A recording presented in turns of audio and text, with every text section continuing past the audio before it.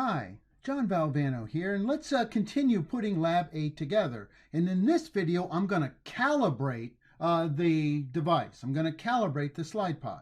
But before I write any software and before I hook it up to the microcontroller, I'm going to do one more electrical test. Again, this pin right here is ground. That's my analog signal, which will eventually go to the microcontroller PD2. I've got it wired up now to the voltmeter, and there's my plus 3.3. And again, I've defined this end of the slide pot right here. I've defined this end of the slide pot as my measurement. And so before I hook it up, I want to make sure that the analog voltage here on this pin varies linearly with the position. And so that's 0. This one here is about 5 millimeters or 0.5 centimeters. I move it up to 1 centimeter, and then I move it up to 1.5 centimeters. And again, this end of the slide pot defines my position, and you can see that my voltage here does indeed vary between 0 and 3.3. Okay, so the next step I'm going to do is hook this pin up. Okay, right here I have the analog signal connected to PD2, which is the one I'm going to use to measure. All right, let's go over and look at the software. Okay, in order to use the liquid crystal display here in Lab 8, I'm going to need a couple of files that I built in Lab 7. So I'm going to go over to my Lab 7 and capture this lcd.s, which is my Lab 7 solution, and make a copy of it over here in Lab 8, obviously replacing the other one.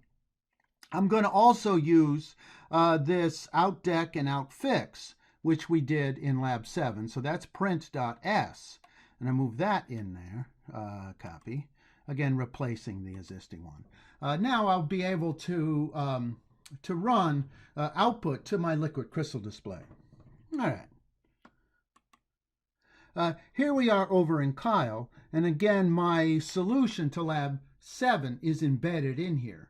Now I've also written, as Dr. Urabali taught us, the adc.init and the adcin. I'm not going to show that to you because that's the solution. Okay, but the idea here now is I want to calibrate and to convert with some mathematical formula the A to D number, the 12-bit number here, is corresponding to the distance over there. Okay, so let's build. Okay, obviously don't run this in the simulator. You can't calibrate this in the simulator. You need the real thing. So I'm going to make sure I'm running in the real board. Download.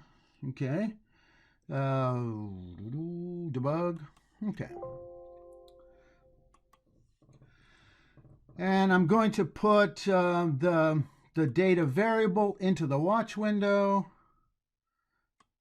All right, so I'm going to put the data window, the data global variable here in the watch window. And this number here, we're going to correlate to the distance. Now, obviously, it's got to be running. Okay, and so as a first quick check, I'm going to look at this number here and notice that if I move the slide pot this way, it gets bigger, and if I move it that way, it gets smaller. Okay, you see that? All right, so now what I want to do is collect some data. Okay, so I'm going to pick a spot. I'm going to call that spot right there, right there, 10.1 millimeters. 0.1 centimeters, or 1 millimeter. Okay, so next I want to do is open up an Excel sheet. Okay. Here, let's make it around so you can see everything. All right. Yeah, that'll work. Okay. And now what I have is the position, okay, as in units of 0.01. Okay. I'm going to have the units in position 01.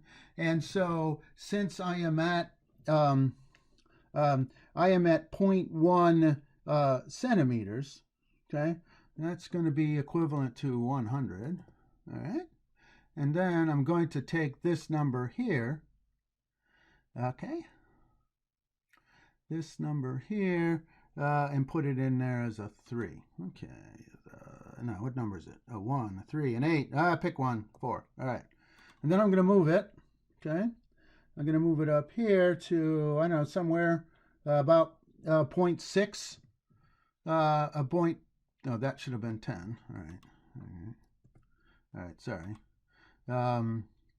Yeah, so that's about 0.6, and so that's going to be 60. This number over here is 13. You see a lot of noise there, by the way. Okay, I'm going to do a couple more. Okay, so that was 0.6. Let's go to about 1. Again, right there is 1. This is 100. And then I'm going to type in the number here that I measured here, 2265. So that again was 1 centimeter. I'm going to go up, say, 1.2 centimeters. Now you can do this a lot better than I'm doing it. And that number is 1306. Okay. And now let's go to 1.4. All right, again, the truth is measured by the ruler. The A to D converter here is 3464. And now what I want to do here is look at the relationship between the A to D converter values and the true distance over there. And then you can see I was a little bit sloppy with a couple of my points here. You have my permission to do better than that. I type in the slope here that I got from my fit. The slope is 0.32. There we go. And the offset was 11.051. 11. Okay, so I took those two numbers from the fit here. I can create a calibration constant of using a binary fixed point value. So basically 125 divided by 4096 is approximately equal to this number there. You see how I did that? In the same way, this 11 is means 11 divided by okay, wait, that one's not right. 11. Oh no, it's just added 11. It does not divided.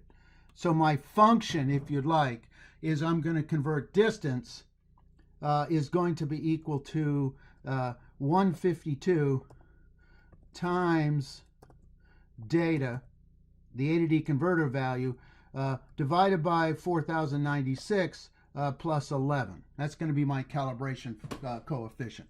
Now you're going to have to do your own. So as a matter of fact, let me just copy that. I'm going to need that. And go over to my software and paste it in. Okay.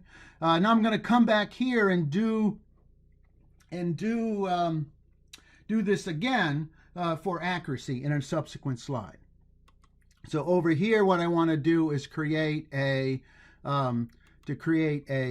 equation which will then convert, okay, the input value, okay, which I call data, into a fixed point value, and then we'll return that value right there, okay, and we'll give it that, like that, okay, semicolon, okay, and so that's basically what I'm going to do to convert the A to D value into a fixed point value. And again, we'll test this one in the next video. All right, so in summary, what I've done is I've done the initial calibration, which is going to convert the A to D value into a distance. And I did that by taking 3 or 4 or 5 samples where I knew the true value of this on the slide pot with my eyes, and I measured and I compared it or put it as a function of the A to D value as measured by the microcontroller, and created a linear function to make that happen. So that's how I calibrated the device. All right, in the next slide, I'm going to show you how to prove or to implement the accuracy of the machine. So we're going to go through and do it a second time in the next video. All right, enjoy.